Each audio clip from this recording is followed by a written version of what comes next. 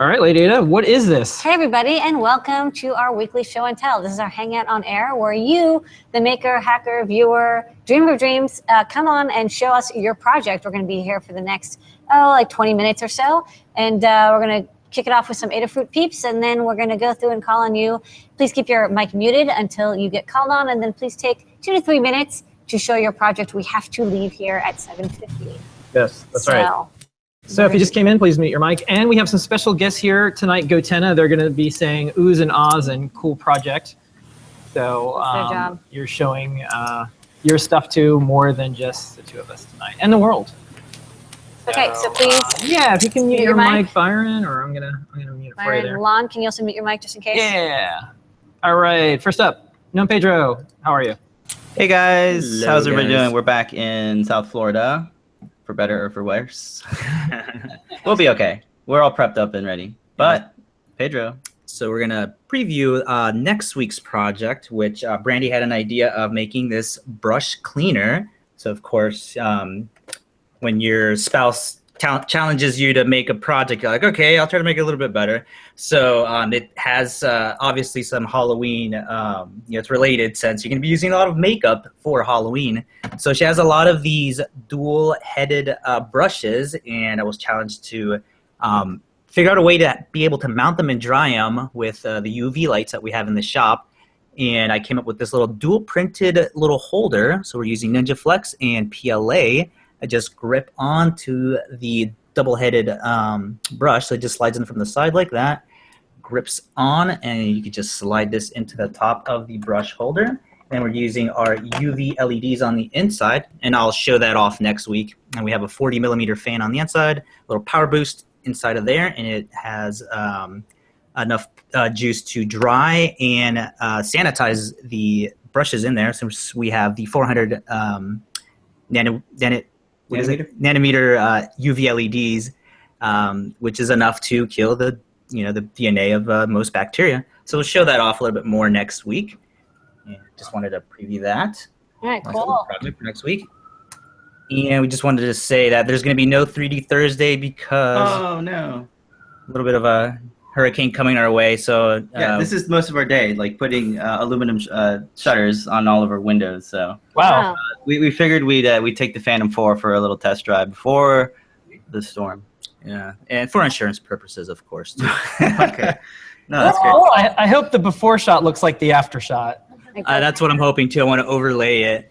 And Yeah. also a side note too, while we were down there, we checked out the DJI store to look at the new Mavic drone that they came out with. So I'll do a blog post on Monday. We got some photos of it. It's a cool, for people who haven't seen it, it's that cool new little foldable drone that they came out with. And we'll check it out, do some projects with it as well. Okay. It's crazy how many folks didn't put their shutters up yet. I know, they all waited till the last minute. Well, that's what your drone detection, your detection. Yeah. Cool. Right, But we should be okay. Oh, Yeah, no and problem. plug the 12 videos that we shot at Maker Faire, so everybody check those out. Of course, we got the Arduino makeup video, so everybody. Arduino makeup. Yeah. Okay. Cool. Makeup brush video. Okay. Yeah. All right. Thanks Yeah. for the update. Stay dry. Stay safe. Thank All you. right. Thanks, guys. Okay. Adafruit Southeast. Okay, What's up, Scott. Scott? Howdy. So I've been, well, besides visiting Adafruit and crashing everybody's show last week, they're working on a mass storage device. So this is a Adafruit Feather M0 with a Charlie Plex wing on top, and it's running MicroPython. And what I got working is that you can actually edit your Python as if it was a thumb drive. So to turn it on, we'll see that it has some code that it just runs automatically, and then on my Chromebook, we wait just a little. It pops up saying, "Hey, there's a new device," and you can open the Chromebook Files app, and you can open main.py. I think I only have to click it once. Can you double click it? I opened it twice last time I double-clicked it. I guess it's open there. But anyway, so there's my Python code that's running the fading up and down that's going on right now. I've been trying to get it so like you can save the file, but getting it to rerun it's a little tricky at the moment, so I won't try to do that.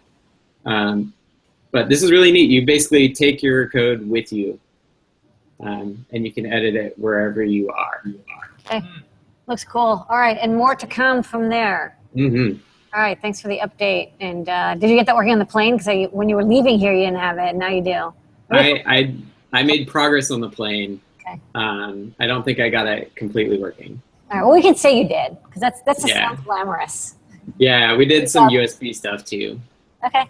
All right, USB mass storage, big deal. All right, sweet. Getting closer to a release. Okay, next up, let's go to Chris Young. Can you hear me? Yeah, we can hear you. And you're screen sharing. I'm on screen share. Yeah. Hang on a second. Wake up. Press Alt Left. Press Alt Tab. Go to sleep. Okay.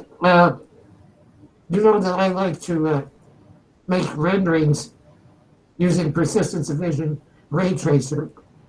And here is a Christmas card that I made back in 1995. And I always like that angel. It's kind of based on my church logo. I go to St. Gabriel Church. And so I've always wanted to 3D print one of those, but prove I would not export in a mesh format. And so I finally figured out how to do it. So there's a 3D printed angel from that old Christmas card. And this is a little slideshow I put together. Well, what I do is I start out with the angel and I get just the arms, because that's the hard part to turn into a mesh. When you get a real organic shape like that, it's difficult to convert. But I fire some rays at it, and it has a built-in function that lets you fire a ray, and it tells you where the ray hits. And then I can output that to a text file later on. But figuring out how to scan it is tricky. If I only shoot for the front, you can see it didn't reach the back when I turn it around. If I do the front and the back both, it misses the inside. The top and the bottom doesn't work very well on the sides because you're coming in at such a shallow angle. Same thing with the left and right. I finally decided to do like a radial scan, where the rays come in from at all different angles on the outside, but that still misses a little bit on the inside. So I did an inside radial scan, and then combined the two together. And after I did all that, I said, oh, what the hell? I'll hit it from every angle. Okay. Every side, inside, outside. Now you notice that some of the dots are clustered pretty tight. And that becomes a problem when you import it into Mesh Lab later on. Some of the triangles come out too small or they come out degenerate. But there's a filter in Mesh Lab cluster together points that are too close together. So you feed it the cloud of points, cluster the ones that are too close together, and then run it through another filter that calculates surface intervals, then another filter that turns it into a mesh like that. From there you can export it as an STL file. Then I import that into Blender and then put it together with all of the other pieces that I did separately. And the end result is the angel that I showed you earlier. Now this drawing, I decided to go ahead and splurge, and I bought Simplified 3D. And I really like it. I'm going to show you why. This is just a little shape. This is Cura, what I was using before, Cura. And when it does the infill, I don't know if you can see the little blue lines sticking up from the corners of the infill, but those are retractions. Every time the infill, the X marks, it retracts and moves to the next one. And it makes it real jerky, and it slows everything down, especially if you have to put in a Z-hop of some kind. Every retraction, it hops the whole hand up and down.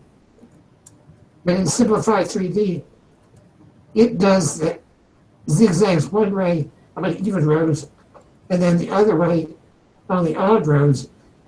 And if you look very closely, you can see it's not doing a lift between the zigzag. It's actually following the contour of the shape so that the head moves nice and smoothly. You don't get that jerking motion, which I'm using a printer bought metal, which is probably the noisiest 3D printer on the market, and all that jerking back and forth about shakes the table apart. You can also get Simplified 3D to do both zigzags on one layer, but I like it just zig on one layer and zag on the other layer. So anyway, I'm really liking it. Even though it's only a single extruder 3D printer, I still thought it was worth the money to buy Simplify. So anyway, that's what I've been up to. All right. Sounds cool. All right. Well, thank you, Chris, as always. Email support@adafruit.com. And if you want to ask Ian on the show and tell sticker, thank you for showing the progress of all your projects. Yeah, I like the different ray tracing. Yeah. All right, cool. Okay, so speaking... I want to give a quick shout out to Aiden, who's on here many times.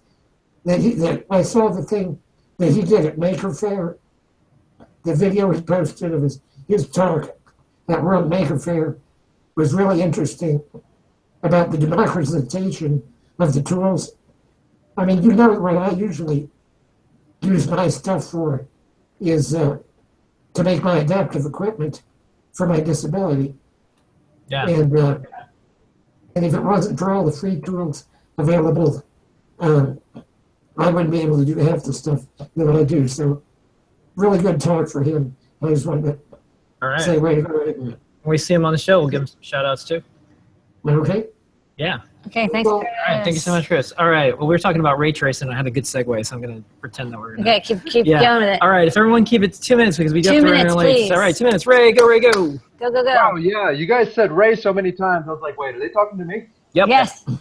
Yeah, awesome. All right. Okay. Boards. I make controllers that are 32-bit. They run Smoothie firmware, which has been super popular in the community the last couple of years.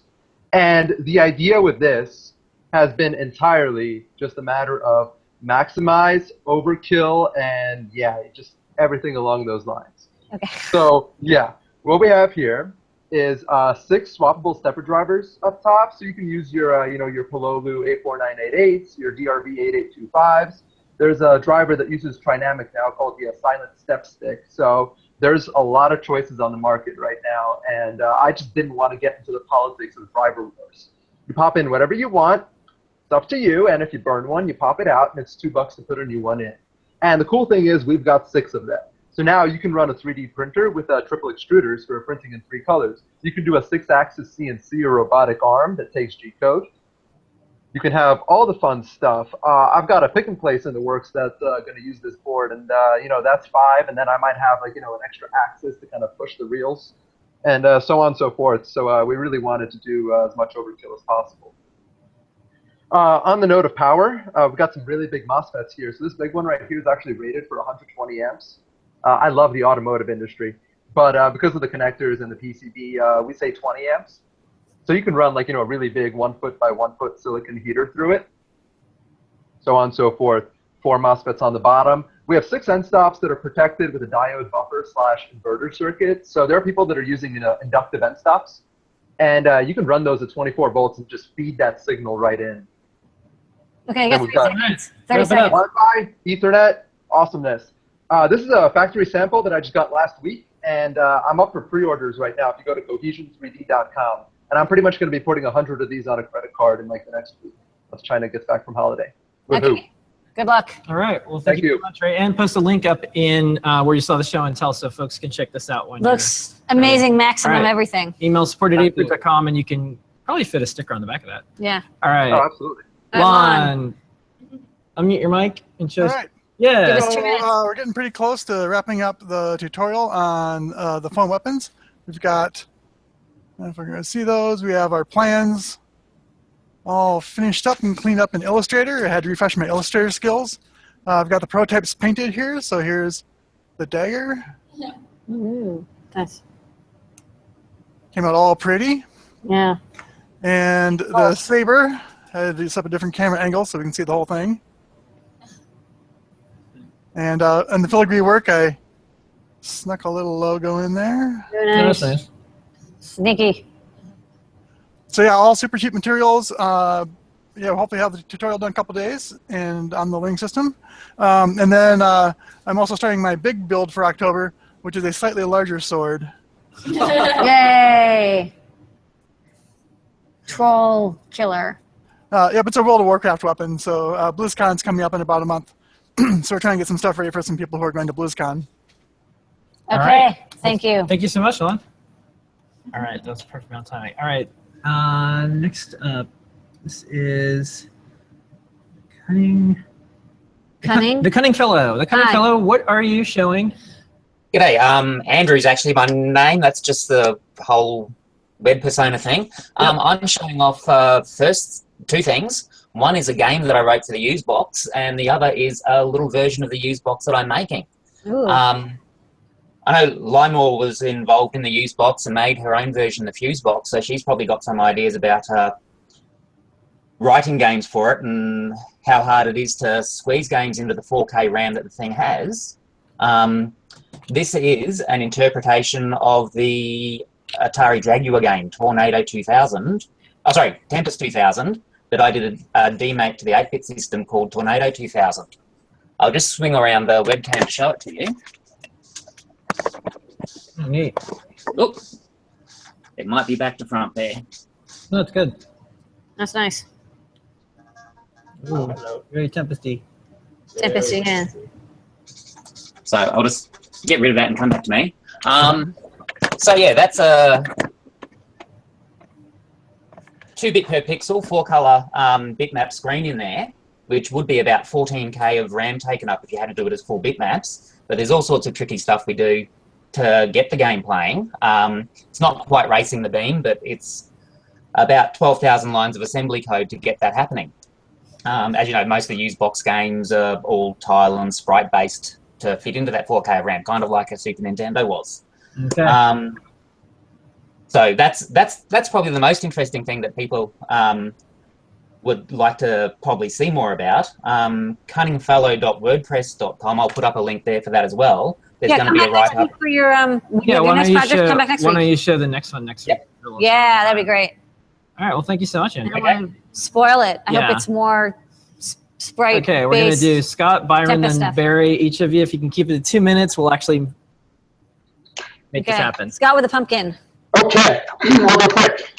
My son wanted to be Bastion from Overwatch for Halloween, so I'm working on the build with that. I got 3 more weeks of work to do, and hopefully we'll have it done. But I wanted to show off the gun, which is basically a modified Nerf gun with built-in sound chips. So the fun part is the guts. So we've got LiPo battery, big huge speakers. I've got the Boost 1000 in there, and the audio amplifier, 3.7 watt amplifier, and stuck in an Arduino or a Trinket Pro, and that's the soundboard. So basically, he's got a trigger on there to make the gun sounds, and then if you play Overwatch, you know that Bastion has this sound when he's doing his ultimate. So. And there's a problem with the switch that's stuck. There we go. So I'm going to finish that up, and then I'm going to stick some a NeoPixel jewel in the gun, so when he pushes the trigger, the lights flash. So I'll probably have some more in the next couple weeks as the rest of the suit comes together with the head and everything. So. All right. That's so cool. Scott, you showed the sysadmin project. I did. Yeah, we told a lot of our friends about that. That was a cool project. We're going to give you skulls. All Skull right. ops. Okay, Byron, and then Barry. Give it a couple minutes, folks, and we'll get everyone in this week. All right, Byron, what you got? Can't hear you. Hello? No audio, Byron. Hello? There's. All right, do make your charades, Byron. Show your project. Hold it up. All right. The project is Oh, It's this is a some bunch of pumpkins. Halloween stuff. Okay, this is Props and yeah. pumpkins with LEDs. Yeah, looks like and you have LEDs blinking. pulsing LEDs. Yep, and then you did some 3D A printed gigantic stuff. 3D printed D20. Yep, That's this always is all good. 3D printed stuff, and that's lighting Yeah. up. Yeah. All right. Very This spooky. this is a spooky. I'm super creeped This out. is the silent haunted house. Yeah. This is totally like the Blair Witch soldering Yeah. project. All right, Okay. Byron. All right, Well, thanks. email support@adafruit.com, and we'll send you out a sticker. Thank you for playing along with Maker Charades. Everyone's favorite. All right, Barry. You can. Hello. Yeah, how's it going? All right, so I have a pumpkin as well today. It's 3D printed with color fab engine, the orange and the black. It's got a little hat on them, and I've got a little NeoPixel ring in the inside. It's kind of hard to see, but he sits at an angle, so he bounces light off the back of the pumpkin, so you just see the wash of the colors with a trinket. With a trinket and a little power boost on there, and the battery pack sits inside the hat. And it's a very simple sketch. Just turns one LED yellow, one red, and turns one off randomly, and waits somewhere between, it picks between 20 and 200 milliseconds, just to kind of give it that effect of a candle burning on the inside. All right. And, yeah, it just snaps on the top. And that's it.